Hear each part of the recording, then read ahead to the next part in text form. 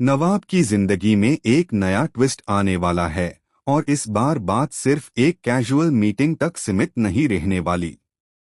नवाब ने सीक्रेटली एक new girl के साथ डेट प्लान की है, जिसके बारे में हीर को बिल्कुल भी आइडिया नहीं है। नवाब के दिल में क्या चल रहा है, ये समझना हीर के लिए अब मुश्किल होता जा रहा है। कॉलेज के एक कॉर्नर में नवाब उस लड़की से मिलता है। दोनों के बीच हंसी मजाक और थोड़ी सी क्लोजनेस भी देखने को मिलती है। नवाब पहली बार इतना रिलैक्स्ड और खुश नजर आता है, जैसे वो हीर के साथ कभी था ही नहीं। ये सब देखकर आसपास के लोग भी गॉसिप करने लगते हैं। लेकिन किस्मत को कुछ और ही मंजूर होता है। हीर वहां अचानक पहुंच जाती है और उसकी नजर सीधा नवाब और उस लड़की पर पड़ती है। हीर एक पाल के लिए बिल्कुल शॉक हो जाती है। उससे यकीन ही नहीं होता कि नवाब इतनी जल्दी उससे मूव ऑन कर सकता है। उसकी आंखों में आंसू आ जाते हैं, लेकिन वो खुद को संभालने की कोशिश करती है।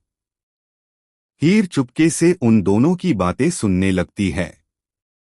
नवाब उस लड़की को इम्प्रेस करने के लिए उससे स्पेशल फील करवा रहा होता है। ये सब हीर के दिल को और ज्यादा तोड़ देता है।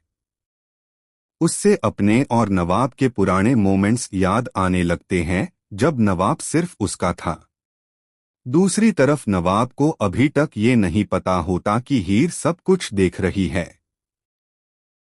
वो अपनी डेट में इतना बिजी होता है कि उससे हीर की फीलिंग्स का जरा सा भी एहसास नहीं होता।